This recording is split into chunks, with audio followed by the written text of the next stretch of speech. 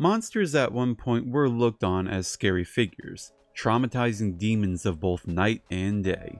Today though, that's not really the case. Horror is now either people wearing a mask, humans in general, or ghosts I guess seem to be the big ones now. Monsters no longer have that appeal of being scary anymore. Designers nowadays seem to focus on making them look cool rather than terrifying, though there are a few exceptions out there. Now, Godzilla is not something you immediately think of when you think of the phrase horror, especially nowadays with the Monsterverse. But there are indeed a few moments the series has delivered, whether it be intentional or not. And I'm gonna list the 10 creepy moments in the Godzilla franchise. Now real fast, I'm just gonna say that this list will not include fan-made works like read from the creepypasta story, and only include official concepts done by Toho, or at least have their involvement. With that being said, let's dive in. Please consider both liking and subscribing, it really helps. Number 10, Hedorah attacks Fuji City. Yeah, I'm starting with the moment from Hedorah. There are a few scenes that could have made this list, but I'm gonna go with the moment that freaked me out as a kid. Particularly when the smog monster's flying through the town and just killing people in broad daylight.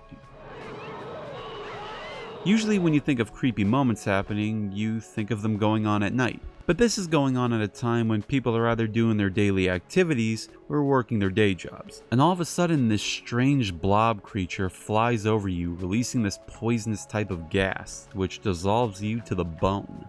It's a real creepy moment, especially when you're in the eyes of a small child viewing this. The scene that really gets me though is when Hedorah is going through a construction site, flies through it somehow, managing to kill this poor guy before he even hits the ground. Then the construction beams just start collapsing. If you're like me and you grew up watching the international dub of the movie, then you would know this scene has no music to it, not even any ambient sound. You hear nothing. If you listen to the Japanese version, or the AIP dub, which is the one found on most home media, then you would hear the music as the beams start melting. I don't know about you, but I find this scene more eerie without the music. Number 9, Godzilla on a dark rainy night. So a military plane flying overseas has an issue with its radio, and the crew don't seem to know what's going on with it. To make matters more concerning, Godzilla just appears from the depths and frightens the crew. But they manage to get away unscathed. I don't know how to properly explain this one, it's just a very eerie moment for me. Just seeing this creature look at you with its dead eyes in the midst of night during a rain shower, it's freaky. This moment is from Son of Godzilla, but this part, along with one other scene, used the suit from the previous Godzilla movie, Ebirah Horror from the Deep. I don't know if the staff slightly tweaked the head or not, or if it was just worn down a bit, but the eyes just seem more wider, giving it a more freaky look. If you live in America and saw any TV runs of this back in the day, or saw any early home releases of it, then you would know this scene was cut down heavily with only Godzilla roaring staying intact. Who knows, maybe this scene freaked out someone else as well. Number 8. Godzilla spews blood? Shin Godzilla has quite a few moments that could have made this list, but I'm going with a scene that was most likely so gruesome it was cut from the film. At least that's what I like to think. So during Godzilla's first rampage on Tokyo, he transforms from his first, second to third stages. During a moment when the creature is at a standstill, it opens its mouth and starts spewing out this reddish liquid most fans say to be blood. It's unknown what exactly this reddish liquid could do other than it being incredibly hot enough to flatten car tires. It could be seen in some early parts, but seeing it get vomited out like this and the kaiju just being surrounded by it just creates a very disturbing image. Number 7. Strange Goji. This next bit is a piece of concept art done for Godzilla vs. Hedorah. It's an incredibly odd piece with Godzilla looking almost possessed, with this glowing aura around him and his eyes shrunk into a circular state without pupils, as Hedorah is just in the background shooting him with his eye beams. There's a similar production still which seems to be the base for this art piece, and Godzilla, well, just looks normal in it. So it's not really clear what exactly the artist was going for here, and to be honest, we may never know. Even Wikizilla acknowledges the strangeness of this piece. Number 6. Destroya's Demise. As the Tokyo Telecom Center becomes infested with a swarm of Destroya, a SWAT team is set into action in trying to eradicate the red monsters. The scenes are heavily inspired from director James Cameron's Aliens, which is a sequel to Ridley Scott's film Alien, which was more so the horror movie than Aliens was. The SWAT guys rise against Destroya isn't so much scary than it is thrilling, and the same could be said with the following moment with Yukari being stalked by one of the juveniles. It's only when reinforcements come in and burn the creature alive is when an eerie moment comes into play, as the creature slowly dies in front of our eyes, dripping what looks to be its blood and lightening the flames, as this eerie sound is being heard while the creature is passing on.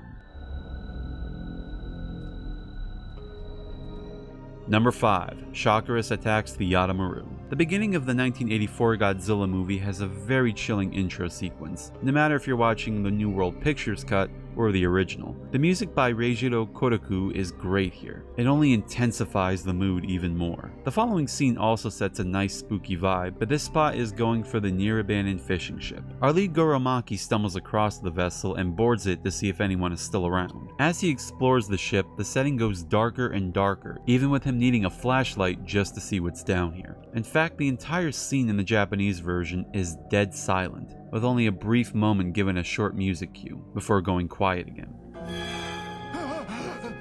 The 1985 US cut adds both sound effects, a signal from a Coast Guard, and additional music by Hollywood composer Christopher Young, though it is only recycled pieces from earlier works of his. The chakra scene itself is not the most scariest thing you'll ever see, but the disturbing atmosphere and build up to it is one never to forget. And if you read the manga version of this part, then it's even more freaky.